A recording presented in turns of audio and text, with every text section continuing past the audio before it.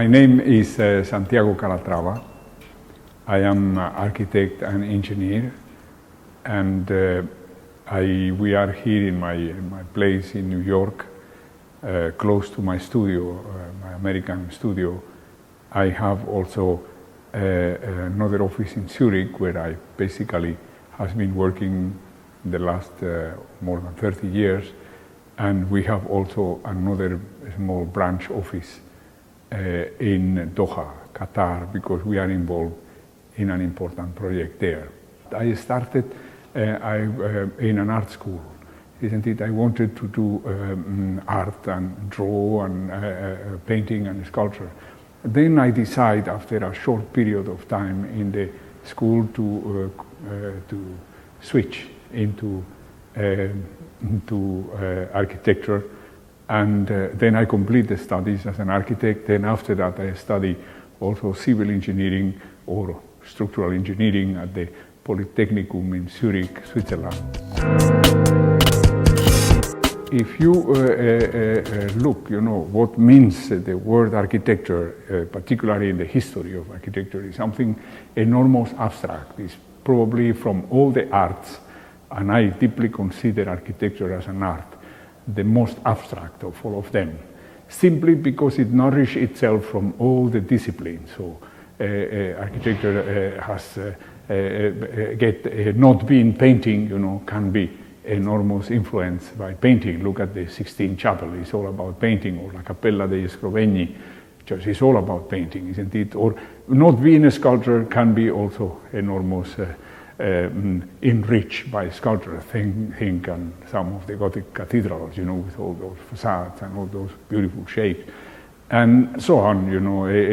Architecture is also has to do with social science, has to do also with even with pure technique aspects, of the life, like transportation, movement, airports, aeroplanes who are landing, people who are arriving, stations, and all of that.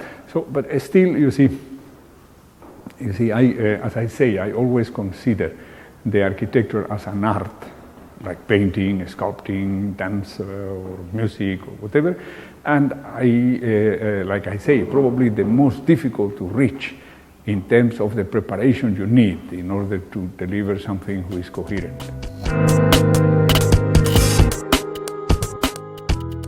I never conceive an station, as a city product. I think this is as particular they are in terms of the functional belongings, who are almost the same, from station to station, but all of them are very, very different. So related to the place, and the same thing happens with the bridges, and so on. I have done also education buildings, also museums, but you have right, almost 90% of my work is public. And I enjoy it also, I have to say. I like working for public authority. I think that is public, it means belongs to everybody, and I like that. It's true that the major part of the projects I have projected, I have done, they are rather challenging, isn't it? Challenging from the material and from the technical point of view. Challenging and innovative. I was never, I always thought, that it's almost a sin to repeat yourself. You understand? So things, you have to take advantage of every circumstance, to deliver for these people and for this circumstance the very best and the newest you can deliver. Now, working from country to country, it does not mean working with the same technological capacity of the construction companies who are involved. And of course, I understand there is a big challenge, Now, there are countries like the United States of America, may appear in a certain, under a certain optic, that they are very conservative, but art is the place where I have done probably the most innovative structures, sometimes submitted in places in which the capacity of the place is not as high, and more than that, even the will of the construction companies, to follow you and to bring their best, understand, and to shape them, in order to accept the challenge is not there. They are just simply working for profit or they are, you see, accustomed to other standards and they don't want to move into an extraordinary standard. And this is something who happens, after 30 years of work. You see, in more than 17 countries, it happens to you that once you get confronted, in such a circumstance. It was, if I look back, it was very risky, you see, and I was very lucky. Because risky, because I understand that the way, the path of the competition, is a very daring one. You see, so with all your enthusiasm, you are 30, 31, 32, you go in your first competition and you do your first competition, isn't it? And then you are disappointed, you do not win it.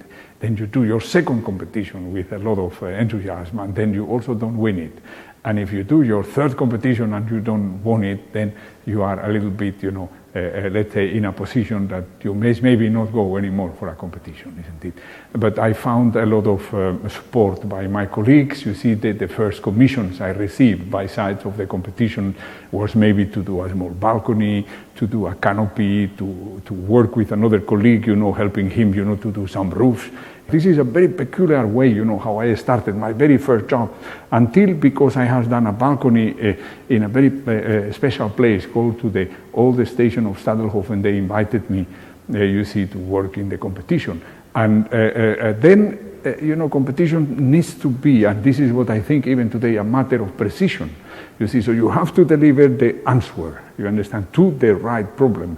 So it's very important to think about the problem and deliver an answer to the problem. And maybe the fact of being also an engineer has helped me, very much in the beginning, because my mind was structured also strongly, after the rigorous way of thinking of an engineer, which I keep doing today.